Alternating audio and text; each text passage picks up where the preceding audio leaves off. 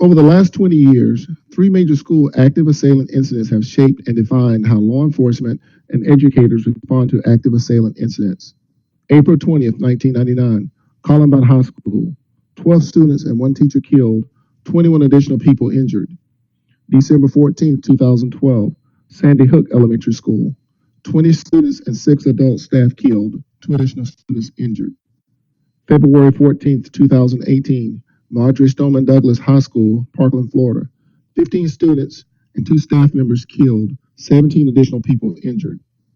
After the Marjory Stoneman Douglas incident, the Marjory Stoneman Douglas High School Public Safety Act Commission was formed by the governor to thoroughly examine which safety system failures contributed to the attack and to make sweeping recommendations so that any future incidents can be greatly mitigated through training and facilities hardening. I am Assistant Chief Wayne Clark with the Duval County School Police Department, and I will be giving today's presentation.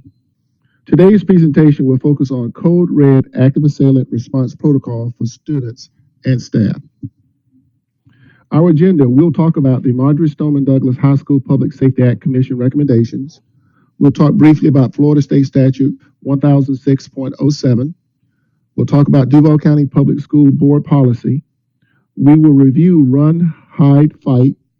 We'll talk about active assailant code red drills, hard corners and safe areas, and some challenges and lessons learned through the incidents. The Marjory Stoneman Douglas Commission recommended that school security is a function of all school personnel and students.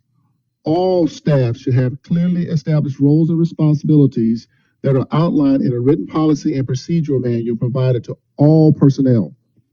Every school district should have a written, unambiguous code red or similar active assailant response policy that is well known to all school personnel, parents, and students. The policy must make unequivocally clear that all personnel are empowered to activate emergency active assailant response procedures and that those procedures are to be immediately implemented upon notification. Florida State Statute 1006.07, subsection 4A, talks about district school board duties relating to student discipline and school safety.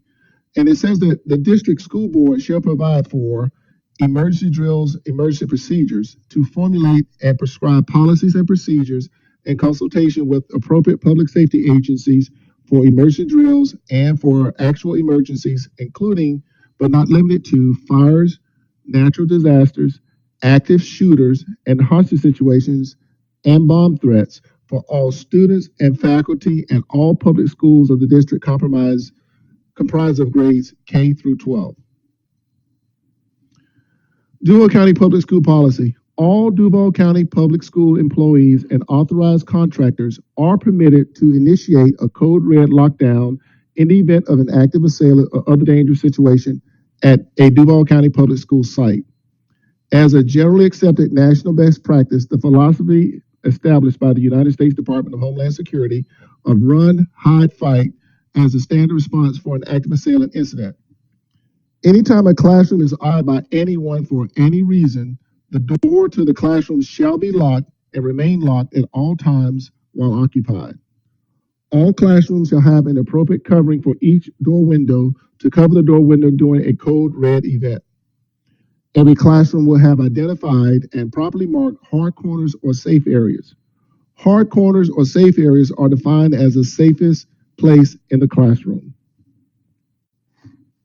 The U.S. Department of Homeland Security established the Run, Hide, Fight philosophy, and it defines an active shooter as an individual actively engaged in killing or attempting to kill people in a confined and populated area.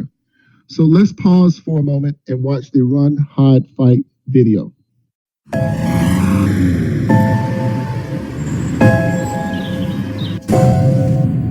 It may feel like just another day at the office, but occasionally, life feels more like an action movie than reality.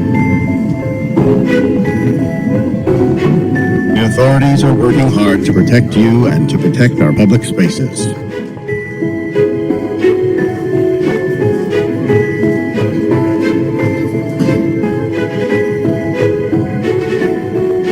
But sometimes, bad people do bad things. Their motivations are different. The warning signs may vary, but the devastating effects are the same. And unfortunately, you need to be prepared for the worst.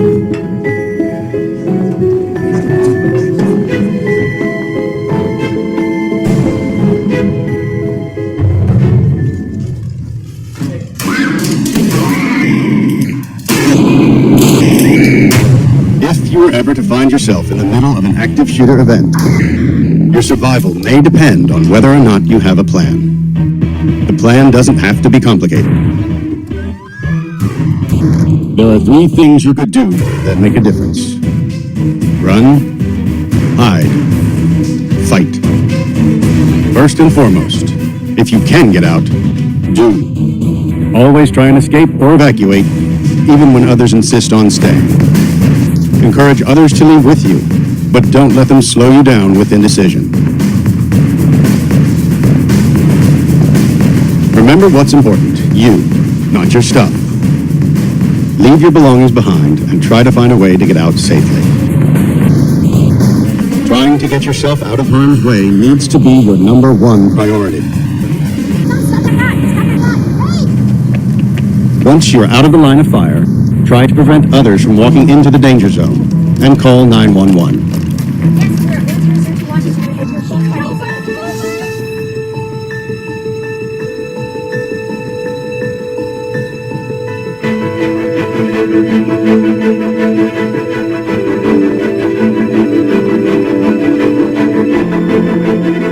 If you can't get out safely, you need to find a place to hide.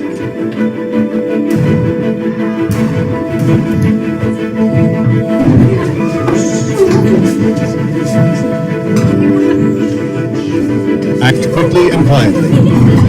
Try to secure your hiding place the best you can. Turn out lights, and if possible, remember to lock doors.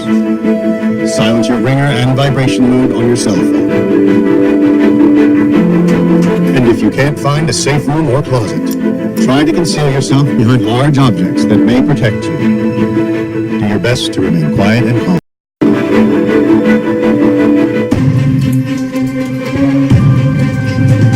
As a last resort, if your life is at risk, whether you are alone or working together as a group, fight.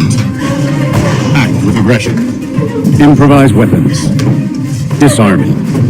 And commit to taking the shooter down, no matter what.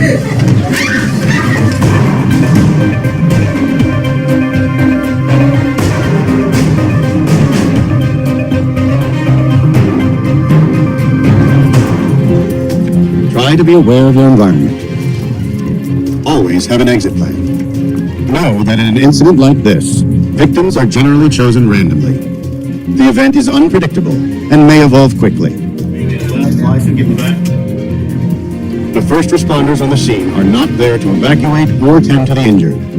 They are well trained and are there to stop the shooter.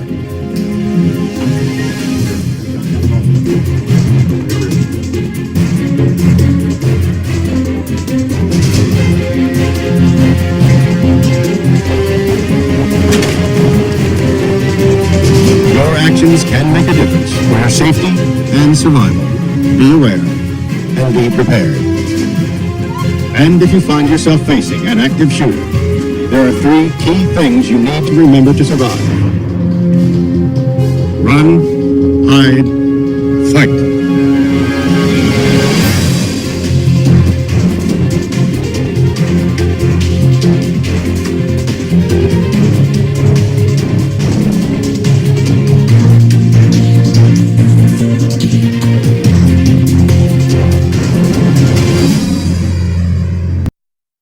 Duval County Public Schools has 3 district emergency codes: Code Red, Code Yellow, Code Green, or an All Clear. Just as a reminder, anyone can call for a Code Red, not just school administrators. A Code Red response. A Code Red means to shelter in place. The threat or incident is immediately near or inside the facility. It could be an intruder, an active shooter, a large-scale police activity, some outside disruption, a shooting within the area, or anything of that nature. The best course of action is to lock down with no movement and shelter in place. All students and staff shall shelter in the designated hard corners or safe areas. Remember the standard response protocol of locks, lights, out of sight, and be silent. Doors locked, lights out, everyone out of sight, and everyone quiet. This is the standard response protocol sheet that should be displayed in every classroom. If you notice that there are three areas, there's a lockdown, an evacuate, and a shelter. Let's focus on the lockdown. If you look to the left, you will see where it tells what the students should do in a lockdown situation. And just to the right, it tells what teachers should do in a lockdown situation. And when we talk about shelter, that mainly focuses on weather-related events like severe thunderstorms or tornado warnings, etc. So now let's pause and watch the next video. See something, hear something, say something, do something. Thank you for taking the time to watch this introduction to the concept of run, hide, fight. Run, hide, and fight are three ways to respond to an active threat at your school. The people in this video are actors, but they show realistic situations. It may be disturbing, but it's important. If you are ever in the very unlikely situation where you're faced with a threat like this, these examples may help you understand real actions to take that can protect your students and yourself. 30 years ago, it was unimaginable. 20 years ago, it was unthinkable. Today, it is our reality. As a teacher or staff member of the Santa Ana Unified School District, you have only one mission during an active shooter event: to do whatever is necessary for you and your students to survive.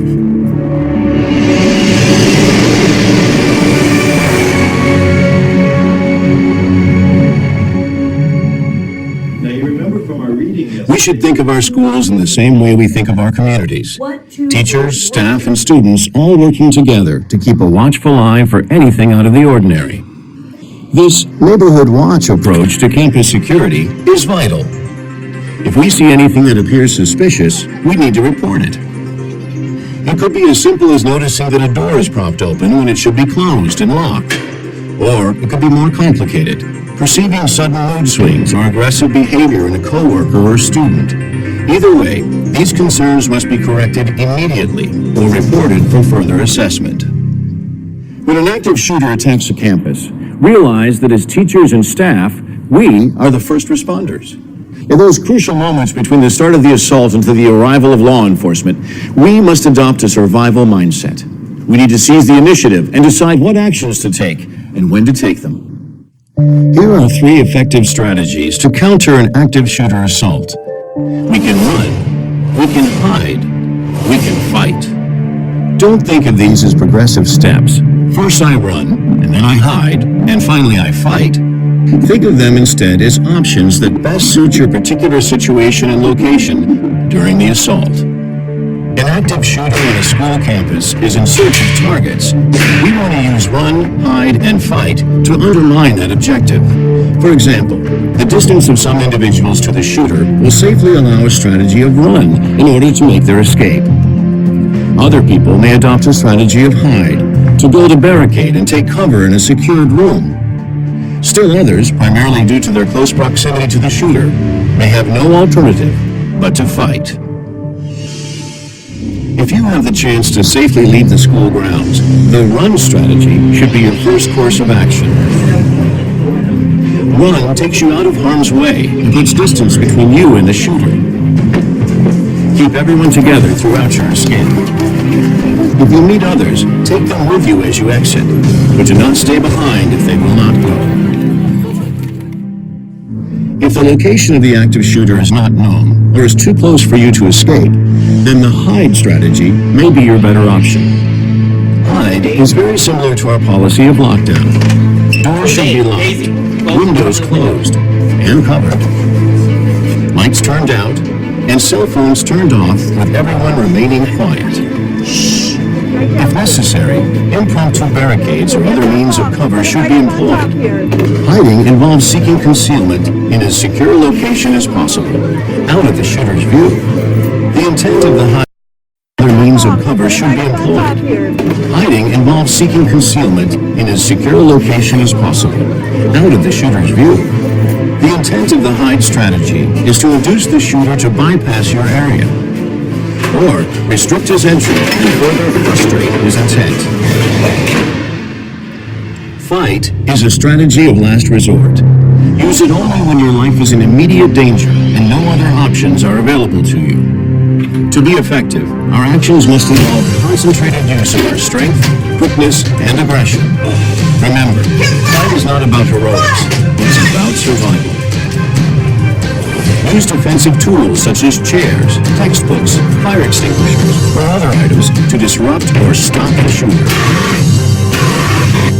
No single response will fit all active shooter situations. In some cases, you'll use one strategy to buy time for another. For example, building a barricade to slow the active shooter while you make your escape by breaking the window and exiting. Contact law enforcement only when it is safe to do so. Never presume that someone else has already made the call. Law enforcement will speed to your campus in force. Their sole concern will be to quickly neutralize the shooter. When you encounter officers, try your best to remain calm and obey their commands. Active shooter attacks unfold quickly. There may not be opportunity for an announcement through the school's public address system. Notification may in fact come from the sounds of gunfire, screams, and voices in distress. Always be on the alert. The truth is that an active shooter attack on campus is likely to be the most frightening experience of your life. The more we plan and prepare, the more we practice and drill these plans, the more automatic our response will be. Begin now by developing a run, hide, and fight action plan. A physical inventory of your classroom will identify possible escape routes, items useful for barricade construction, defensive tools, and potential hiding places. Discuss your plan with fellow teachers, staff members, and administrators. Involve members of law enforcement. The two hallways lead out to the parking lot. Prepare plans for common areas, hallways, playgrounds, lunch areas, gymnasiums, and the library. Because we don't know where we might be during an attack, we need to be thorough in our planning. So we'll cover windows, turn off all the Communicate these plans to your students. Rehearse, practice, and drill each plan on a regular basis, the same way you currently do for fires or other emergencies. Make sure everyone knows what they need to do if an active shooter strikes. And let's get the blinds on the window. We hope that no teacher anywhere ever has to put these efforts into action. But hope is not a strategy. Preparedness is. As a teacher and staff member, you must take a leadership role in preparing yourself and your students to respond during an active shooter attack. And the time to begin these preparations is now.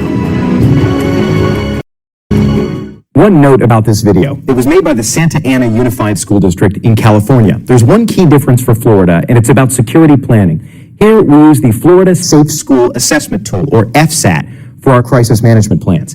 If you work on security planning, make sure you're using this tool, the FSAT, for your site. Under Florida's latest laws, the FSAT is now mandatory across the state. Details about emergency drills have also recently changed, such as which drills to conduct and how often. Those details will be shared from the school district security team as soon as that information is available. Again, thank you for watching this video, and please reach out to your principal, site manager, or our school security team if you have any questions or security concerns.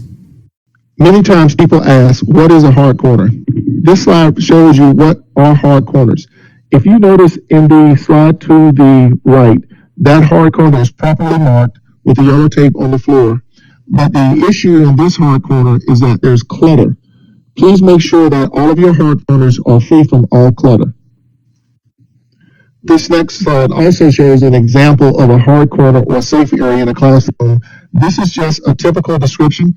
This is in no way indicative of every classroom. Your classroom may be different, but in every room there is a safe space or a hard corner in your room. The other two codes are code yellow and code green. A code yellow, the threat or incident is within the school facility. It could be a fight involving a crowd of students. It could be a medical emergency with a full-scale EMT response. It can be a utilities incident or anything of that nature. The best course of action is a modified lockdown in the affected area with movement limited to essential personnel. A code green or all clear means that you to return to your normal duties as quickly and safely as possible. Some of the challenges and lessons learned through the previous drills: to remember that all school-based personnel are required to know what to do in an active assailant situation. All school-based personnel are required to participate in school active assailant, code red, or other drills. And you should establish a system to overcome language barriers of staff and students in event of a code red. Thank you for this opportunity to present today. If you have any additional questions, please first consult with your principal for guidance.